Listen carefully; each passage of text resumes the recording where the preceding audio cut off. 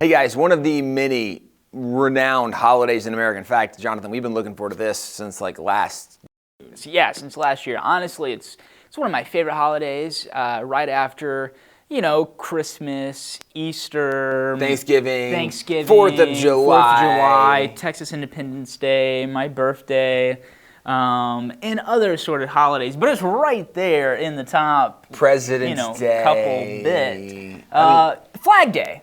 Oh yes, of course. You already knew what this was. We brought out all kinds of flags, and so these flags have nothing to do with this, but they were flags, so we put them on the table. We got so many flags for Flag Day. So many flags, all around us flags. Why do we have a Flag Day? Actually, go back 1776, we separate from Great Britain. One of the signers of the Declaration, Francis Hopkinson, is a guy who designed one of the very first American flags, but it really was 1777 when Congress said we should have our own banner, and we don't need to get into the banner history of military and banners in battle. Nonetheless, the American flag we have today, it's something that apparently along the way, Woodrow Wilson did a lot of things we disagree with. This actually might fall in that category on some level, that the federal government would do this, but Woodrow Wilson's the guy who said we should have this national holiday to celebrate our American flag. 1916, this goes into effect to celebrate the American flag. But it is worth now looking back and acknowledging there have been a lot of variations of flags that were used in military, flags that were actually, we have another flag over there as I'm seeing now, the U.S. Cavalry flag, 10th Cavalry. A lot of flags that were used for various times and in various encounters as well, whether it be a state militia or a different branch of the U.S. military. With it being said, the most common thought today is that Betsy Ross is the creator of the American flag, which historically accurate? There's a little bit of a mixed bag regarding that. While it is... What's mixed in the bag? I'm just... truth and fable, or not. I don't know. There's a lot. Truth and not truth. Truth and not truth. Mixed in the bag. Together. So what's true, Betsy Ross was a real person who, by all accounts, seemed to have been hired to make some flags during the Revolutionary War period. However, the idea that she was the one who designed the flag is not true, that she was the first one or whatever to create an American flag. That's more fable than fact. There certainly did appear to be a woman named Betsy Ross around during that period who was called upon and hired for the purpose of making flags. But the kind of grand big fable about her really being the driving force behind why we have the type of flag that we do, not necessarily accurate. And in fact, you kind of alluded to it, during the Revolutionary War, before Congress really steps in and codifies what the flag will be, there was a lot of different flags that were being used. In fact, one of the first official flags that Americans fought under was the flag that's known as kind of the Liberty Tree flag, or an Appeal to Heaven flag. It's the one that has a pine tree in the middle of it, and then the words "An Appeal to Heaven." That was used as the official flag. We actually have a sticker of it right here, available on WallBuilders.com. This is not a shameless plug, because there's a little bit of shame as I make this plug, but I'll still make the plug. So we do have stickers, and there's lots of new stickers, but this is from one of those early original flags from the American Revolution, An Appeal to Heaven, because certainly for the Founding Fathers, many of them, they were recognizing, even the Declaration they said, right, that they're putting this out there for the world to see, but they were calling on providence in this situation when they thought the king was this totalitarian position, violating their God-given rights. So they were actually appealing to heaven to help them in this situation. that was a flag that was flown at some pretty significant battles and moments in the American Revolution. That's right. Predominantly, it was actually used in the Navy very early on, and then additionally, reports indicate that it was present at like the Battle of Bunker Hill, and especially up in the New England area where that iconography originated from, and so very much prominent there. There were several other flags that were used throughout the Revolutionary War, including the very famous, Gadsden flag, the "Don't Tread on Me." But by the end of the conflict, obviously, we kind of developed what is sometimes called the Betsy Ross flag, right? The 13 stars, the bars and stripes, which provided the template for the flag that we have now. Obviously, with every state, we add a new star, and we've reached 50 stars. Maybe there's a few we could knock off. Yeah, whatever.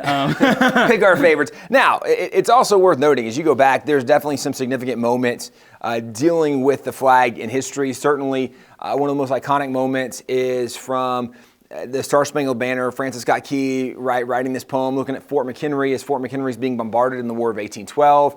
Actually, at the Smithsonian Museum of American History up in Washington, D.C., they have the tattered remains of the flag that was there at Fort McHenry from this War of 1812, where Francis Scott Key talks about by dawn's early light, the flag is... Did I say right? By dawn's early light. Let's clarify that. It's by dawn's early light, although it was right. Yeah, you were correct. By dawn's early light, the flag was still there. This was a booklet done helping young people learn about the flag, and done by Francis Scott Key's grandson? Yeah, the third, Francis Scott Key the third. So very much proud of his forefathers. Keep that legacy going. Yeah, keep it going. And right, if you've ever been up to the Smithsonian, that flag is massive. It's very impressive. They've done some just really incredible preservation work on it to keep it around, because textiles are hard to preserve. So if you're ever in DC and you have an opportunity, I definitely encourage you to go see it. It really brings to life the words of our national anthem, which was officially made our national anthem a few years after Flag Day in the 1930s. That's when Star-Spangled Banner became our national anthem. So at the beginning of the 1900s, you really see a national movement to respecting these symbols of America, these images that kind of teach us our history and remind us of where we came from. And so this is also an immigration book. It was used right after World War I, when there's an influx of immigrants, also getting into World War II, when a lot of people still are coming to America. In the immigration book, there was even some guidance and thoughts about what it means to be an American. And this is what's significant, is as we consider the notion of what it means to be an American, the American flag, what's made it unique, iconic, and different, even now when we look at nations that are dealing with totalitarian governments, what is common to see in protests in other nations around the world when they're resisting their communist dictators in many of these situations is they have American flags marching to the street. The reason is the American flag has become a symbol of freedom, of hope, of equality, things that much of the world has not enjoyed and experienced. And this is where, even if you back up, today there's people that would say, but the American flag, right, it represents racist ideology, it represents oppression and abuse, intolerance toward people or sexuality or women. And they go through this list without actually recognizing, and something that you actually have written a couple articles on the website even getting into what the flag used to mean and represent, because even in the time of the Civil War, when there were some crazy issues, racial issues in America, there's incredible division, brother against brother, the bloodiest war Americans have been a part of when it came to American casualties, certainly it happening on American soil, also significant.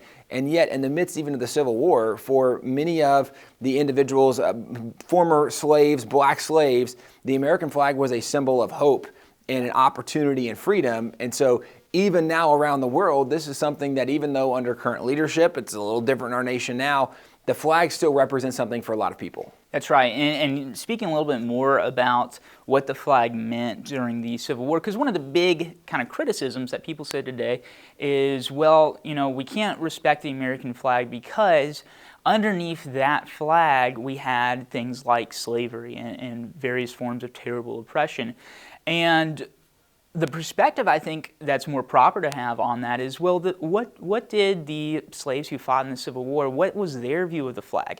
Because ultimately it was not the United States flag that fought for slavery. that advocated for defending slavery. In fact, the people who wanted to perpetuate, expand, and continue slavery said, that's not our flag anymore. We're going to make a new flag in a new country that better represents their, twisted values.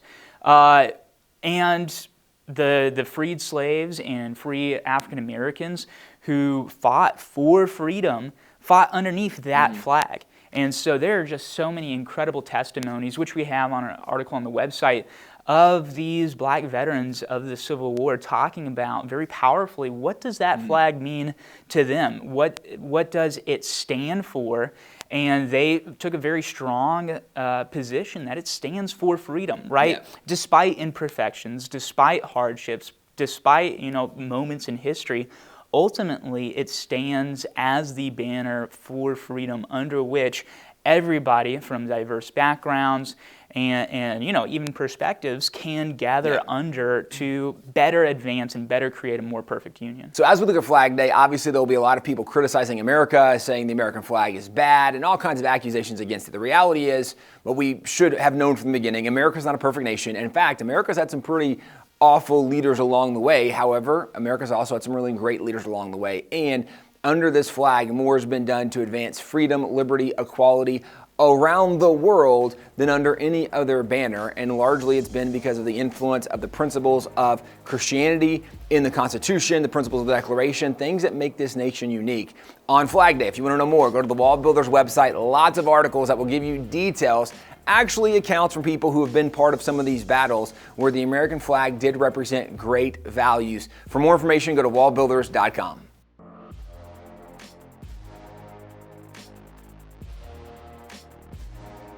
And if you want to sport the flag for Flag Day, we have some great opportunities for you to do so with these wonderful little hats that have the American flag on them, and stickers with some of the history of flags.